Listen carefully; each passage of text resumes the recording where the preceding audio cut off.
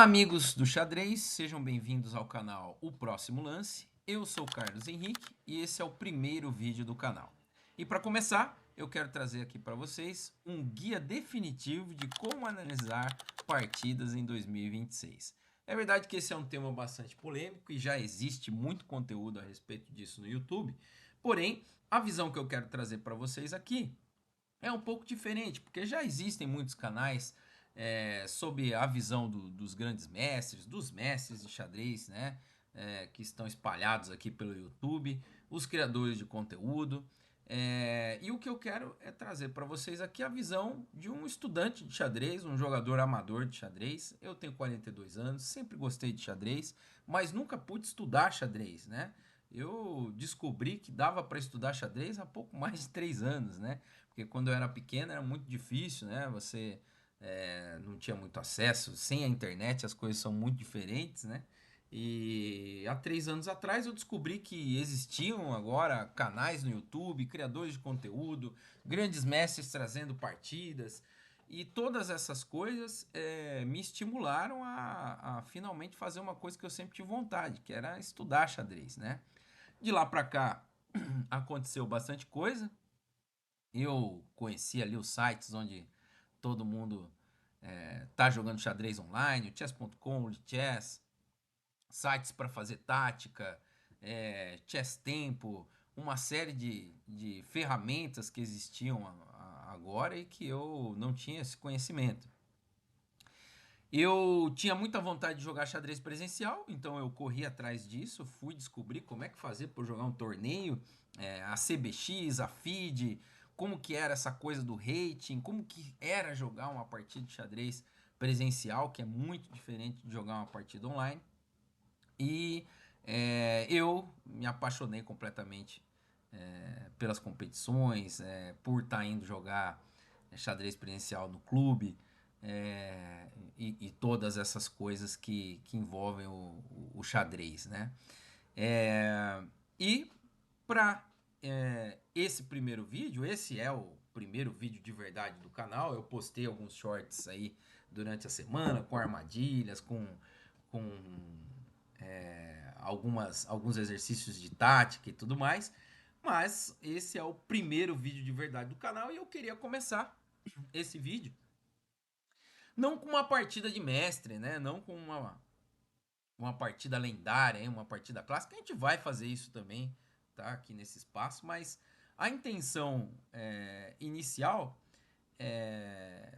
para eu trazer a respeito desse tema tão polêmico de como analisar partidas, e eu falo polêmico porque hoje em dia as pessoas acham que analisar a partida é pegar uma partida que ela jogou ali online ou presencial, ou seja, onde for, e jogar ali no robozinho do chess.com e pedir para ele fazer uma revisão, né?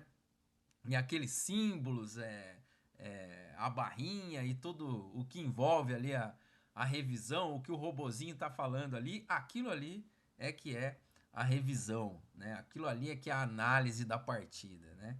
E o que eu quero trazer aqui para vocês é uma partida minha jogada no Campeonato Brasileiro Amador, desse ano.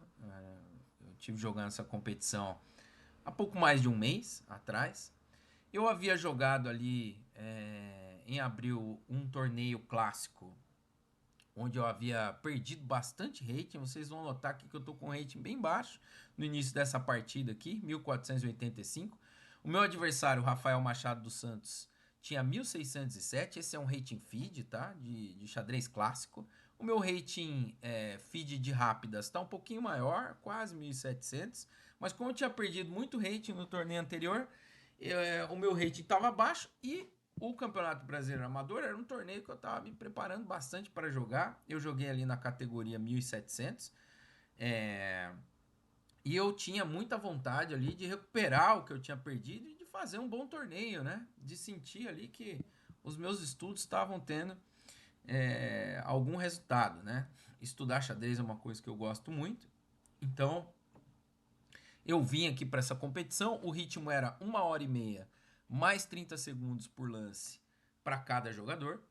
Na primeira rodada eu havia começado com uma derrota A segunda rodada, eu fiz uma partida extremamente longa, de quase 5 horas de duração, a ponto de o meu tabuleiro ser o último tabuleiro que acabou a rodada. E ganhei a segunda rodada num final que até o penúltimo lance estava tudo igualado. E consegui ganhar e chegava para essa terceira rodada com boa perspectiva aqui, tá? Por que eu escolhi trazer essa partida? Porque aqui vocês vão ver os acertos, os erros e principalmente o processo de análise. Porque analisar, gente, não é sobre saber que um lance é bom ou ruim, né? Analisar a partida não é ver que tem um ponto de exclamação ou que tem um ponto de interrogação, ou o computador dizer para você que aquele lance é bom ou ruim. Analisar partidas é entender o porquê. E principalmente entender porque eu, ou a gente pode dizer você, especificamente cometeu aquele erro. Então, vamos lá. Eu vou começar aqui, vou mostrar aqui a partida para vocês. Vocês vão entender tudo ao longo da análise, tá? De como que eu faço esse processo de pensamento. E depois, lá só no final da partida, eu vou colocar aqui a barrinha e vou colocar aqui a opinião do computador para algumas coisas, tá? E vocês vão entender o porquê. Então essa é a terceira rodada do Campeonato Brasileiro Amador 2026. Tô jogando aqui de brancas contra o Rafael Machado dos Santos, adversário com rate mais alto do que o meu nessa rodada aqui. E eu já vou dar um spoiler para vocês. Eu ganhei essa partida, tá, gente? Mas ganhar não significa ter jogado perfeito. Essa partida tem lições valiosas, justamente porque eu quase estraguei uma vantagem enorme mais de uma vez. E a gente vai ver aqui como é que isso aconteceu. Então, a partida começou aqui, eu joguei C4, eu estava preparado aqui nesse torneio, eu me preparei para jogar C4 todas as partidas de brancas, então eu havia me preparado para jogar a inglesa. E eu não tinha preparado nada específico aqui, tá? Uma das propostas minhas nesse torneio era não ficar perdendo, gastando energia com preparações, né? Então eu me preparei bastante antes do torneio, né? E quando chegou no torneio, o meu foco era dormir bem, descansar e chegar descansado para as partidas. Porque vocês imaginam, o torneio é, tem lá 7 rodadas. Rodadas duplas, tá? Então você joga uma partida ali no início da tarde, essa partida aí que pode durar 3, 4 horas, né? E depois, no fim do dia, você já tem uma nova partida para ser jogada ali no início da noite. E de fato isso é muito cansativo, né? Eu aqui já com os meus 42 anos, já não sou mais um jovenzinho ali que tá iniciando e que tem bastante força ali, energia, então eu tenho que me poupar o máximo que eu puder, porque de fato, gente, jogar partidas presenciais é um outro universo, tá? Não tem nada a ver com o que acontece aqui na internet, né? Aqui na internet você tem muitas facilitações aqui para você jogar partidas e tudo mais, né? Você tá no conforto da sua casa e tudo mais. Ali no torneio é você, o silêncio, o barulho do relógio, das peças e você tá de frente com o seu adversário, vendo as reações, vendo como ele reage a cada lance e tudo isso interfere muito, né? O fator psicológico, emocional é muito forte, né? O cansaço. Então, eu tava aqui, eu não me preparei especificamente contra o Rafael, mas o que que eu fiz? Eu dei uma olhadinha antes da partida no que ele jogava. E eu vi que ele jogava formações de Índia do Rei contra D4 e C4 especificamente. Como eu também sou um jogador de Índia do Rei, eu me senti bastante confiante para essa partida, em saber mais ou menos ali como que ele deveria jogar. E abri aqui com o meu C4 e o Rafael jogou cavalo F6 e a gente avançou aqui. Eu vou avançar aqui alguns lances aqui da abertura. Eu joguei G3, que era a linha que eu tinha escolhido aqui. G6, bispo G2, bispo G7, cavalo F3, roque, roque, D6, cavalo C3, E5. Tá tudo normal aqui, tá, gente? Tudo dentro do esperado aqui. E aqui eu escolhi jogar D3. É claro que aqui a gente já pode fazer o primeiro apontamento, porque é possível jogar D4 aqui, tá? Nessa posição. É um dos lances principais aqui desse tipo de posição, mas a posição ao jogar D4 vai mudar um pouco o caráter dela, né? E não era uma coisa que eu queria me manter dentro da inglesinha aqui, por isso eu joguei meu D3. E aqui o meu adversário jogou A5. Esse já foi o primeiro meu ponto ali de atenção na partida, porque, bom, o A5 é um lance típico na Índia do Rei, mas normalmente esse A5 é feito num outro contexto, né? Normalmente aqui as pretas jogam o cavalo de BD7 e numa Índia do Rei tradicional, com esse peão aqui em E4, né? As pretas normalmente querem jogar cavalo BD7 para cavalo C5 e pressionar o peão que normalmente está aqui em E4, né? Repara que depois desses lances aqui, as pretas estão pressionando bastante o ponto de E4, né? E aí, normalmente se faz o A5 aqui para evitar que as brancas possam jogar B4 e expulsar o cavalo aqui da casa de C5, tá? Então, isso normalmente é uma sequência de lances possíveis, mas aqui o adversário abriu com A5, né? Eu segui aqui com A3, que é um lance um pouco de espera para ver aqui o que ele está fazendo e que também me ajuda a reforçar aqui a minha intenção futura de um dia jogar B4, tá? E aqui meu adversário jogou bispo D7 e aqui, gente, eu já tava começando a olhar aqui essa posição e achar que as coisas estavam. Parecia que os lances estavam meio estranhos, sabe? Porque primeiro veio esse A5, agora veio um bispo D7. Normalmente esse bispo fica bem aqui em C8, aqui na Índia do Rei, né? O jogador de Índia do Rei ele quer deixar para desenvolver esse bispo por último, né? E o bispo em C8 ele já cumpre bem o seu papel. Um dia ele até apoia o F5, né? Então, o bispo D7 aqui me causou um pouco de estranheza, principalmente porque ele tira a casa do cavalo, né? Agora, claro, o cavalo ainda pode sair tanto por A6 quanto por C6, mas me parecia que era mais natural ele desenvolver o cavalo para D7. Eu segui aqui com o meu torre B1, tranquilo, e aqui meu adversário jogou A4. E aqui, bom, eu já vi algumas partidas onde o jogador de Índia do Rei avança esse peão, o peão de A, né, e tudo mais.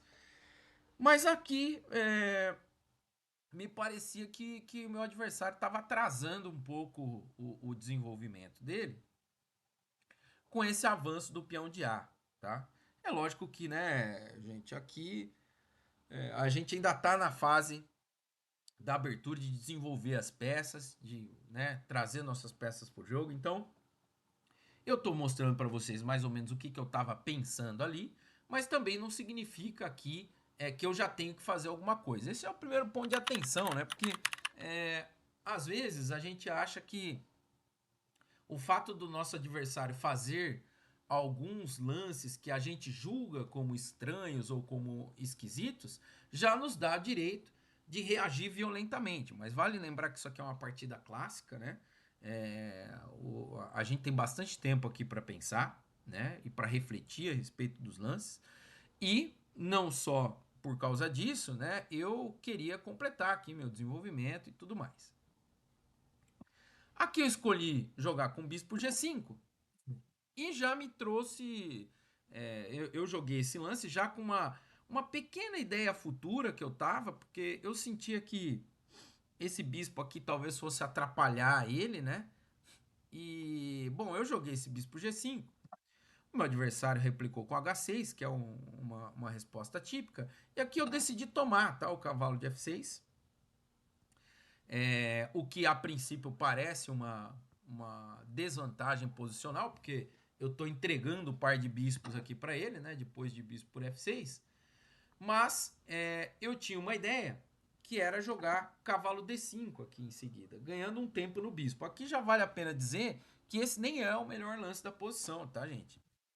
Aqui provavelmente eu poderia ter jogado o cavalo D2 e esse bispo aqui já acorda de uma maneira muito forte, né? Na diagonal aqui de H1 A8, né? O bispo pressiona aqui o ponto de B7 e não tem um jeito muito fácil de nem simples de defender esse peão, tá? Então, por conta disso, provavelmente cavalo D2 seria um lance mais forte, mas aqui eu tenho uma ideia bem concreta, que é jogar cavalo D5 e quando o bispo dele sai para G7, eu jogo agora o cavalo D2 e esse é um lance bem provocativo, tá, gente? Porque agora, é óbvio que eu sabia aqui que o meu cavalo não está estabilizado na casa de D5. Ele pode a qualquer momento jogar o C6 e expulsar, né, esse cavalo. E era exatamente o que eu esperava que ele fizesse, tá? E por quê? Porque quando ele joga C6 agora, para expulsar o meu cavalo, eu volto o cavalo para C3 e o que mudou na posição, né? O que mudou na posição é que esse bispo ajudava a defender o peão de A4. E agora que ele jogou o C6, o peão está tampando aqui a comunicação do bispo com o peão de A4. E agora o peão dele está solto, né? Então, ele joga aqui o C6, eu tiro o cavalo para C3. E agora já é difícil, tá, defender o peão de A. E o meu adversário aqui decide fazer um lance, ele joga F5, tá? Que já é um lance bastante agressivo e animado, só que passando um pouco da conta, porque o que acontece, né? A gente que joga, muitas vezes você que joga Índia do Rei, a gente tem essa coisa de achar que deve jogar F5 em todas as posições de Índia do Rei, né? E de iniciar um ataque aqui na ala do rei e de atacar o nosso adversário. Todo mundo gosta de atacar no xadrez, né? Agora, aqui esse F5 é um lance muito arriscado, porque além de ele enfraquecer muito aqui a ala do rei, o meu adversário não está bem desenvolvido para iniciar esse ataque, né? Quer dizer, o que meu adversário tem para poder me atacar desse jeito? Sendo que eu não fiz absolutamente nada de errado aqui na minha posição, né? Eu tô desenvolvendo minhas peças devagarinho, avançando, né? Bem devagarinho, aos poucos, né? Como era a minha intenção. E o meu adversário tá fazendo um lance como F5 e querendo já me atacar aqui na ala do rei. Bom, ele jogou F5, além do F5 ter todos esses problemas que eu já falei para você, ele ainda tem mais um, que é o peão tá solto, né? Então, cavalo por A4 e eu tenho um peão limpo a mais. Meu adversário seguiu com F4 agora, ele quer abrir linhas, ele quer me atacar realmente. Aqui, esse foi o primeiro momento que eu realmente parei aqui para pensar um pouco mais, tá? Porque a gente tinha jogado relativamente rápido até ali atrás, até mais ou menos ali o lance do A4 que ele fez, que foi o lance 9, né? Até o A4 aqui a gente tinha jogado bem rápido, né? E aí, depois disso eu dei uma refletida, esses lances acabaram sendo jogados um pouco rápido. Depois do F4 que eu parei um pouco para pensar, eu imaginei aqui que eu já estava um pouco melhor, que eu ganhei um peão, né? Mas aqui a gente sabe, né? Por mais que eu esteja falando aqui para vocês que esse ataque dele é um ataque um pouco, vamos dizer assim, agressivo demais, né? Porque ele não desenvolveu as peças ainda. É sempre dar um pouco de medo na gente, né? Essa avalanche de peões vindo aí para cima do nosso rei sempre dá um pouco de medo. E aqui eu queria fazer um lance um pouco mais. Eu queria melhorar aqui as minhas peças, né? E eu decidi jogar aqui o cavalo E4 para dar uma melhoradinha no meu cavalo. E agora esperar para ver se ele vai capturar aqui de alguma forma, tá? Ele jogou o B5. E aqui, gente, aqui eu senti já que a coisa poderia ficar ruim para ele. Por quê? Porque tem agora esse bispo aqui pressionando muito indiretamente aqui o ponto de C6. O ponto de C6 dele ficou bem fraco, né? Eu tomei aqui uma vez, ele retomou. E agora eu decido dar esse cheque primeiro, tá? E só agora eu tiro o cavalo para C3. E eu senti que eu estava mesmo melhor desenvolvido aqui, tá? Além de tudo, no final aqui, a gente vê que esse peão ficou muito fraco. O ponto de D6 é um ponto muito fraco também, né? E eu tô tranquilo aqui com a minha posição. Quero melhorar pouco a pouco a minha posição aqui, porque ele já tá ficando com muitas fraquezas aqui, né? Ele capturou em G3, né? E aqui eu tinha que tomar uma decisão importante, porque eu posso capturar de H, posso capturar de F, posso capturar até de cavalo, posso não fazer nada disso, né? Nenhuma das três. E aqui eu acabei decidindo entrar numa linha que eu considerava um pouco ambiciosa. O que acontece? Eu tô vendo aqui que meu adversário tem fraquezas, né? Esse bispo aqui, né? O cavalo tá saindo aqui com descobertos. Esse ponto de F7 dele aqui tá muito tá muito fragilizado também, né? E pensando em tudo isso, eu joguei cavalo por D6, tá, gente? Que ataca aqui a torre dele indiretamente. Tô dando um descoberto aqui. E além disso, né? Eu não sabia como é que o meu adversário ia defender o ponto de F7, né? Tá levando um duplo ali. Ele tomou primeiro em H2. Eu joguei rei H1, gente, porque tomar aqui, capturar esse peão realmente não é uma coisa boa de se fazer, porque ele vai vir aqui com a dama provavelmente, vai pegar a iniciativa e de repente eu tô sendo muito atacado. Aqui eu decidi que eu ia usar o próprio peão dele para me defender, tá? E quando for mais seguro eu capturo esse peão. Eu não preciso ter pressa de capturar esse peão, tá? E agora, o meu adversário, ele decide defender o duplo, né? Aqui. Defendeu o duplo. Defendeu o descoberto, perdão. O bispo tá atacando a torre dele tá caindo, eu tô atacando F7, ele decidiu se defender dessa forma, só que agora ele leva cavalo F7. E aqui ele até ele é forçado, tá, a capturar, porque se ele jogar rei H7 ou se ele jogar rei G8, eu vou tomar a dama dele. E aí praticamente ele vai ter que abandonar muito em breve, né?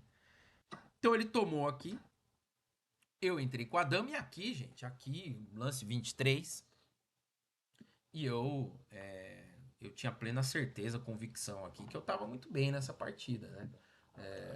Falei, bom, agora é só tomar cuidado pra não estragar essa posição, né? Só que a gente sabe que no xadrez uma das coisas mais difíceis que tem é a conversão de vantagem, né? O meu adversário trocou em G2, eu joguei rei por G2, veio dama G5, rei H1,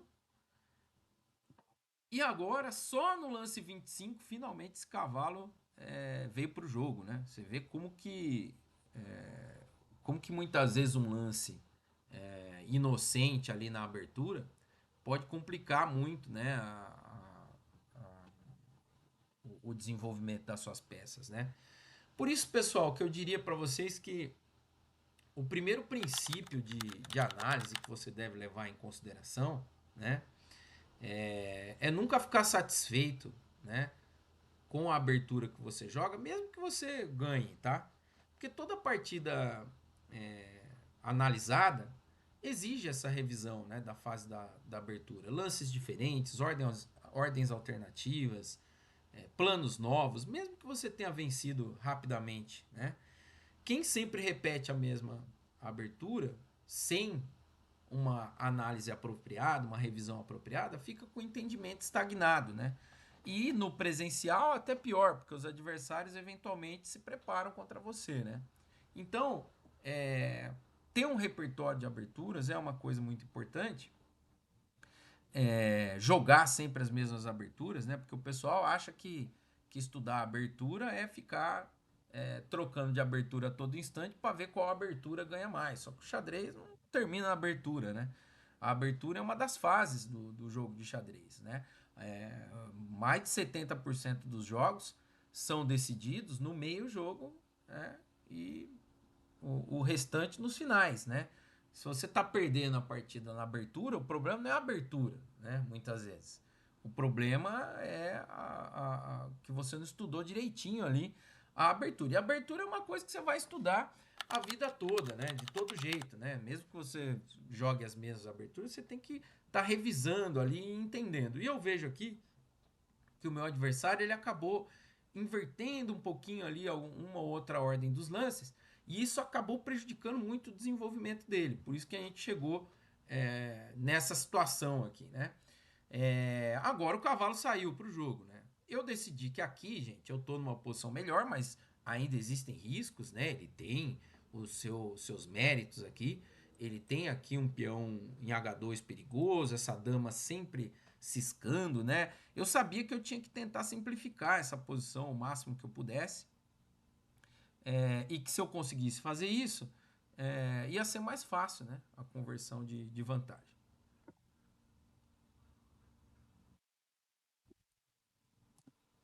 Eu joguei então cavalo E4, ganhando um tempinho na dama. Veio dama G4. Dama F3, essa é uma das minhas primeiras tentativas de trocar as damas aqui. E aqui já tem uma coisa importante, né? Vocês estão vendo que a gente está vendo a partida aqui. Eu estou analisando a partida, mostrando o que eu pensei, os meus pontos de vista, o que eu achava, o que eu pensava no momento que eu estava jogando essa partida. E em nenhum momento aqui ainda eu olhei com vocês aqui qual é a avaliação objetiva do computador para essa posição, né? E aqui tem um ponto de atenção que eu quero falar com vocês, que é o seguinte: o meu adversário jogou dama E6, que eu considero um lance correto da parte dele. E por quê? Você vai ver que se a gente estivesse olhando aqui com o computador, né, que é uma coisa que eu fiz, lógico que eu fiz isso depois, né? Depois que eu mesmo tinha analisado minha partida, aí eu olhei, né? E aqui uma das coisas interessantes é que o computador manda ele trocar as damas aqui, né? E aí que entra a coisa, né? Porque se você, né, tá analisando aqui o computador, né? E o computador é como se fosse uma calculadora, né? O resultado de uma conta na calculadora, né? Então é como quando a gente tava lá na escola, né? E você tinha que fazer, você ia fazer a prova e tinha lá a fórmula de Bhaskara e você tinha que fazer toda a conta ali e colocar o resultado. Se você só colocasse o resultado sem fazer toda a fórmula e entregasse para o professor na hora da prova, ele provavelmente ia te dar como errada a questão, né? Porque o que importava não era o resultado, e sim entender se você sabia chegar naquele resultado, né? E no xadrez, o computador é como uma calculadora mesmo. Se você não sabe, não entende o porquê, né? Você, de repente, eventualmente vai abrir essa posição aqui no computador, vai ver que o computador manda as pretas trocarem a dama, e depois que o cara faz dama E6, alguém pode até chegar a dizer, olha, o cara aqui errou, porque ele não fez o lance do computador. Só que do ponto de vista humano prático, nessa posição, eu entendo que se as pretas trocarem as damas aqui, elas vão tornar a minha vida muito mais fácil, né? E se ele manter as damas no tabuleiro, é óbvio que a luta se mantém, porque a dama é uma peça muito perigosa, né? Ela pode ciscar para lá, ciscar para cá e sempre tá aqui ameaçando coisas, né? Ele não trocou as damas, dito isso, né? Eu joguei aqui o cavalo C5. Eu vou dar uma aceleradinha aqui, tá? Dama D6, torre C1, torre F8, atacando a dama. Tirei a dama para G4, cavalo D4, cavalo E4. Eu sigo tentando melhorar um pouquinho as minhas peças e ganhar tempos. E aqui eu tinha, na verdade, encontrado um plano interessante para simplificar um pouquinho a posição, que eu ainda estava achando perigosa. Ele joga dama B6 e agora torre C8. E finalmente eu vou conseguir tirar essa torre dele do tabuleiro. Por quê? Porque aqui a torre está cravada, né? Por conta disso, ele é forçado a trocar. E agora eu tomo aqui. E esse é um momento onde eu me senti mais confortável, né, na partida. Eu falei, bom, eu tô conseguindo simplificar pouquinho em pouquinho as coisas, né? Joguei E3 agora, né? Tentando desestabilizar um pouco o cavalo dele. E aqui a gente chega no lance 34. O meu adversário aqui tem mais ou menos uns 23 minutos, 24 minutos no relógio. E eu tenho pouco mais de 15 minutos. Eu tá a diferença aqui de uns 10 minutos a menos, tá? E, bom, eu queria trocar as damas, eu queria uma série de coisas, né? Eu comecei a achar que talvez eu pudesse conseguir pressionar aqui esse ponto. Fiquei tentando encontrar algumas maneiras de fazer isso. Mas aí, gente, xadrez vocês sabem que xadrez é um jogo complexo, né? E a coisa mais a maior verdade que tem é que sempre dá para estragar uma partida, sempre dá para entregar a partida, né? E nessa posição aqui eu jogo cavalo C5. E pro meu horror, o meu adversário joga cavalo E7. E qual não foi minha surpresa quando eu percebi que a minha dama defende o cavalo e agora ela está atacada e eu não tenho como tirar a dama daqui e manter a defesa do cavalo. Então isso significa que o meu cavalo está caindo, né? E quando eu olhei isso eu pensei, eu não acredito, né? Eu vou entregar essa partida, né? Para vocês terem uma ideia do ponto de vista do computador aqui, depois do cavalo F5 dele aqui, o computador me dá quase que 6 pontos de vantagem, tá? Nessa posição. E depois de cavalo C5, cavalo E7, o computador dá 0,7 de vantagem para as brancas. Ou seja, eu ainda estou um tiquinho melhor, mas a vantagem foi toda praticamente embora. E aqui eu não tenho muito o que fazer, tá, gente? O único lance que eu tenho aqui para continuar lutando é jogar cavalo D7 para devolver o ataque na dama dele. Só que esse lance também não adianta muito, tá? Porque eu joguei, tá? O cavalo D7 e aqui eu esperava o quê? Que ele capturasse a minha dama, eu capturo a dama dele e no final ele captura meu cavalo, ele ganhou a peça, né? E eu vou ter que jogar esse final onde eu tenho uma qualidade, mas o meu adversário teria duas peças, tá? E não tem nada de garantido nesse final. O final que eu vou ter que jogar vai ser difícil pra caramba, né? A quantidade de peões, eu até vou ter um peão a mais, porque eu vou capturar esse peão aqui de H2, mas vai ser um final muito difícil de jogar, né? E tudo que a gente não quer é ter que jogar um final difícil depois de você passar quase que a partida toda ganha, né? Mas o que acontece é que meu adversário tinha ido um pouco além no cálculo, né? E nessa posição, eu fiquei muito surpreso quando ele não tomou minha dama e jogou dama D6. E eu pensei, caramba, né? Dama D6. Ele tá dizendo aqui que não, que ele vai ganhar o meu cavalo e ele não vai trocar as damas, né? Ele vai manter a dama dele no tabuleiro e vai ganhar o meu cavalo. Eu então consegui encontrar aqui um recurso muito bom. Eu joguei cavalo F8 cheque. Eu falei, bom, beleza, cavalo F8 cheque. Agora eu acho que eu resolvi. E aí ele jogou rei G8. E as expressões do meu adversário eram muito de quem tinha calculado até aqui, né? Lá de trás, né? Daqui, né? Ele viu que eu jogaria isso e ele entendeu que ele não precisava tomar minha dama, que ele conseguia ganhar meu cavalo sem tomar minha dama. E o lance rei G8 é um lance que parece que é exatamente isso que aconteceu mesmo, né? O meu adversário, ele tá agora com 2 ataques no meu cavalo e eu não tenho como defender isso, né? Eu não tenho como defender o cavalo. Só que o meu adversário não viu é que eu também tinha um recurso muito bom aqui agora. Dama E6. Esse lance eu fiquei muito feliz de fazer ele, porque agora eu tô dando cheque. Ele não pode capturar o cavalo, porque tá caindo a dama, né? Então ele é forçado a trocar as damas, só que quando ele troca as damas, eu salvo o cavalo, né? Aqui me deu um alívio muito grande, mas a verdade é que a partida ainda continuava. Ele tirou o bispo aqui para não deixar eu trocar mais uma peça. Finalmente eu tomei o peão de H2, porque agora, gente, não tem mais.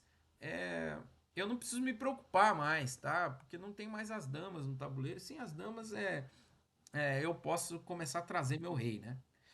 Veio o cavalo F5, torre C1, rei F7, ataca o cavalo, cavalo C5, cavalo H4. Aqui a gente já começou a entrar num certo. Eu entrar num certo apuro, tá, gente? Porque o meu tempo aqui. Ele já tá chegando perto de 5 minutos. O meu adversário ainda tem uns 12 minutos, tá? Então ele tá mais confortável que eu no tempo. Tinha esse fator aqui.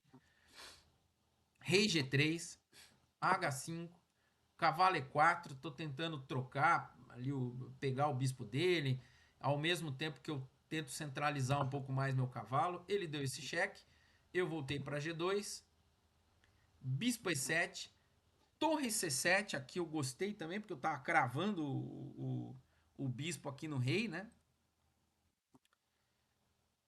Rei E6, torre B7. E aqui, quando eu joguei torre B7, o peão dele tá condenado, tá? Eu achei até criativo aqui que ele jogou esse B4, porque o B4, como ele já vai perder o peão de todo jeito, ele joga o B4 para que pelo menos eu dobre aqui os peões, né? Veio G5, cavalo C5 cheque, rei D6. E aqui eu falei, gente, não é possível, tem que ter um mate aqui, né? Eu dou esse cheque aqui em D7 e cadê o mate, né? Não tem mate aqui ainda nessa posição, por incrível que pareça, tá?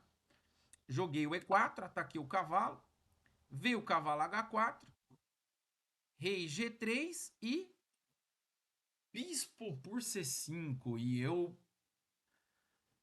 dei uma suada frio aqui, porque o que acontece? Parece que a minha peça caiu, né? Inteira. Porque eu não posso recapturar B por C5, porque a minha torre está no ar. E se eu não posso recapturar, significa então que eu perdi o cavalo, né? E aqui eu já estava um pouco apurado, né? O tempo baixando dos 5 minutos, aquela coisa, eu tentando não ficar muito atrás no relógio. E graças a Deus aqui eu consegui encontrar o melhor lance da posição, tá? Na verdade, bispo por C5 não tem perigo, tá, gente? Porque o ponto aqui é que eu tenho um lance muito forte aqui de brancas para fazer, que é o lance torre G7, tá? Que eu tiro a torre do ataque, ataco o peão e o cavalo do meu adversário não tem casa. Então, ele toma aqui em B4, parece que ele ganhou um peão e uma peça, mas primeiro eu tomo em G5 e agora o cavalo já não tem mais defesa, tá? Ele ainda tentou um último recurso aqui, que foi o bispo E7, um lance que parece que agora ele vai conseguir, só que agora é diferente, gente, porque agora eu posso capturar o cavalo e entregar tranquilamente a qualidade. Ele ainda movimentou o rei, né? Ele ainda não capturou. Agora eu capturo o peão e agora ele toma a torre. Mas agora não tem problema, tá? Porque esse final aqui, agora eu tenho muitos peões, né? Então, com essa quantidade de peões aqui, não tem mais como perder essa partida. Ele ainda jogou rei D4, eu joguei rei F5 e nessa posição ele abandonou porque o rei das pretas vai ter que se afastar aqui, né? E eu vou tomar o peão e depois eu vou simplesmente avançar um peão aqui, coroar, sem que ele consiga impedir. Então, essa foi a vitória aqui em cima do Rafael. Agora deixa eu fazer uma coisa aqui. Deixa eu colocar aqui.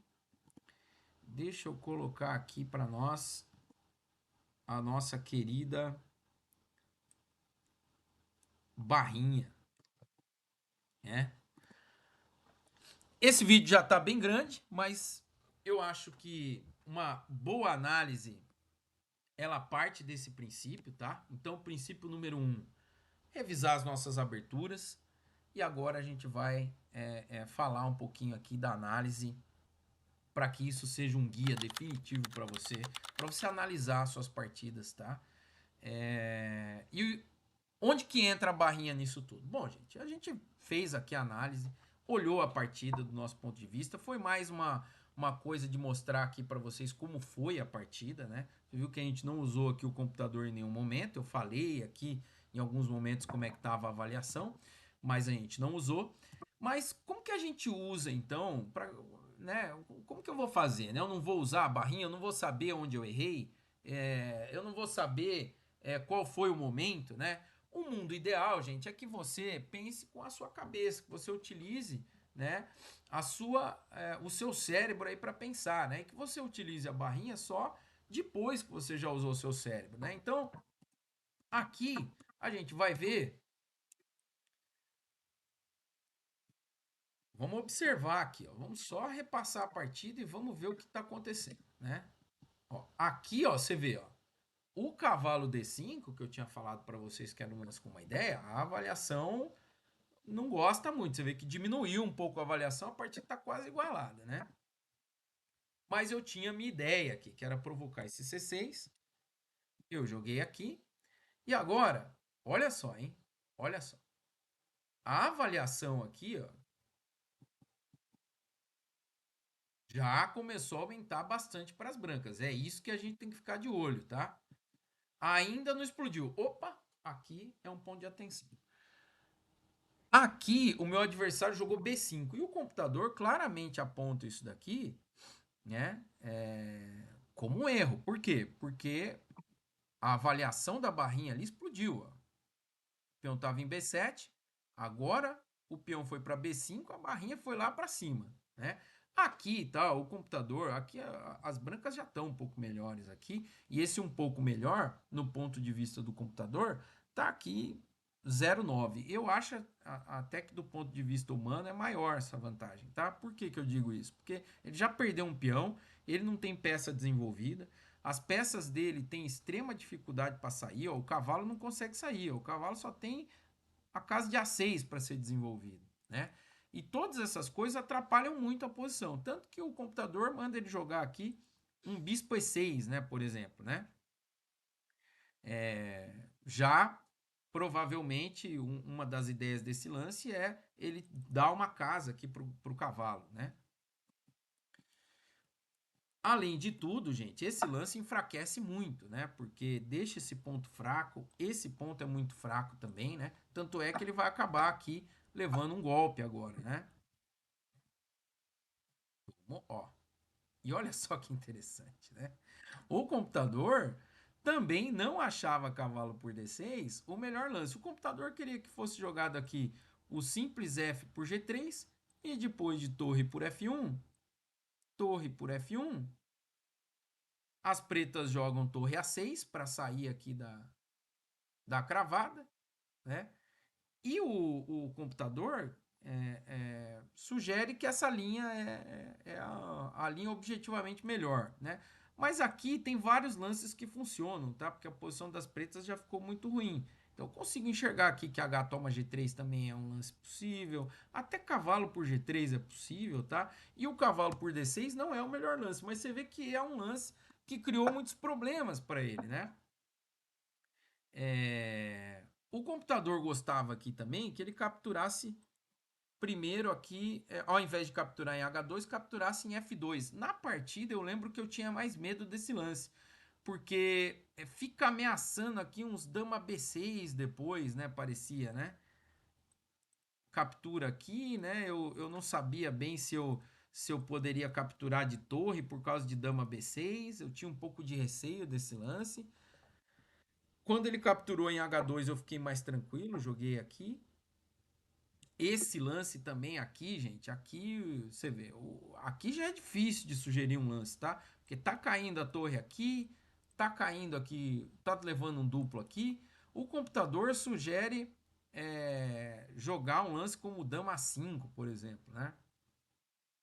Que é para sair do duplo, né? Possivelmente a ideia é essa, mas aí você vê, eu vou jogar bispo por A8, né? Do mesmo jeito. O que o computador diz que é diferente é que dama por A8, que ele vai recapturar de dama, é cheque, né? E é um pouco mais chato, né? Vai me obrigar a fazer um lance como F3, por exemplo, né?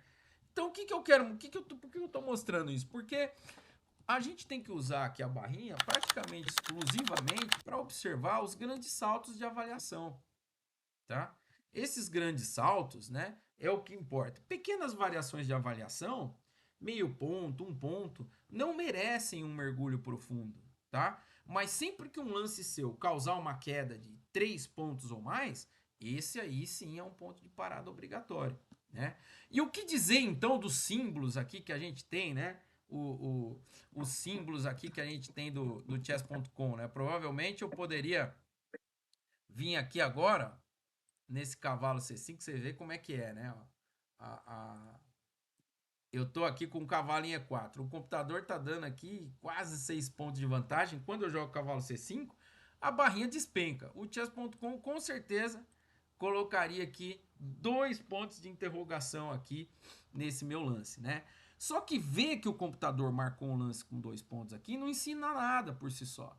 É como ver o resultado de uma conta na calculadora sem entender o processo, como eu falei para vocês.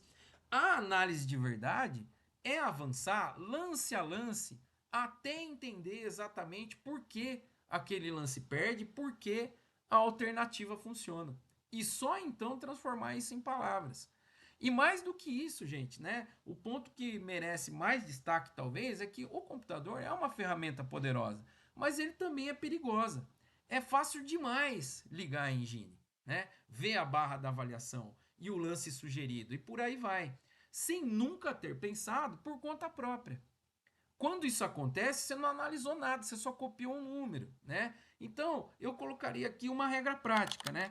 Primeiro, tenta entender a posição com a própria cabeça e só depois confirme ou refute com o computador, nunca o contrário, né? Usar o motor como primeira e única fonte de raciocínio é a maneira mais rápida de você parar de evoluir como jogador, porque quando você liga a engine, você desliga o seu cérebro, né?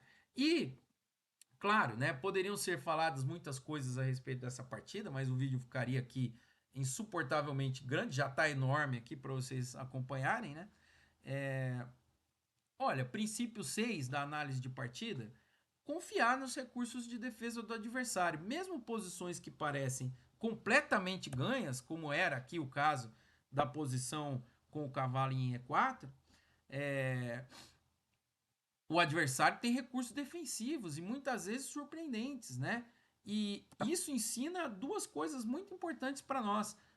Quem está atacando nunca pode supor automaticamente, né, que porque está melhor a coisa já está resolvida. E quem está defendendo tem que confiar mais nos próprios recursos. Aqui, é claro, o meu adversário deveria mesmo ter capturado, tá aqui, e depois desse e desse essa posição aqui, o computador diz que as brancas estão melhores, mas objetivamente falando, eu já tenho minhas dúvidas aqui de como que eu vou prosseguir. Para vocês terem uma ideia, o computador manda jogar B3 aqui. Provavelmente ele está se antecipando aqui a pressão aqui que o bispo exerce. O mais óbvio para mim nessa posição talvez fosse tomar aqui, ó, e você vê que a barrinha, ó, já igualou, né? Um lance natural, né? Como esse já igualou, e tudo isso porque agora o adversário tem esse lance E4, né? Eu vou ter que jogar aqui um D4, e essa é a avaliação do computador, é que a coisa tá bem perto da igualdade aqui, né? Então, curiosidade, gente, é o motor do aprendizado, tá? Uma análise feita sem curiosidade genuína não pode gerar aprendizado real. Só ligar a engine aqui não vai adiantar. Perguntar para você mesmo por que esse lance é fraco, né? Por que existe uma alternativa melhor? É o que efetivamente extrai conhecimento de qualquer análise, com, né, ou sem o tabuleiro. Então, eu para fechar esse vídeo aqui, eu quero, evidentemente, vão ter séries no canal, vão ter vídeos, vão ter partidas explicativas, a gente quer fazer tudo isso, né? Mas eu queria abrir aqui colocando para vocês a minha visão aqui do que é analisar uma partida de verdade, porque a gente vê que hoje em dia o pessoal confunde um pouco, né, o que é. E talvez alguém possa perguntar, né, quantas partidas eu devo analisar por dia? Eu diria no máximo uma, tá? Se for feito com a profundidade real, tá? Porque o pessoal joga 20, 30 partidas de blitz lá, abre o computador, sai olhando os lances e acha que aquilo ali tá melhorando o xadrez dele, quando na verdade aquilo ali não vai evoluir em absolutamente nada, né? Quanto tempo de análise, né? Bom, gente, é variável, tá? Mais de 30 minutos aí a várias horas, vai depender da complexidade e mais do que tudo, gente, da curiosidade, porque é isso que eu sempre converso ali com os meus amigos e com as pessoas do xadrez, que a curiosidade, né, e o interesse pelas coisas do xadrez é a coisa que de fato vai fazer você mais melhorar, né? Uso do computador, ferramenta poderosa, mas secundária. Tem que usar depois de pensar por conta própria, né? Nunca como uma primeira fonte, né?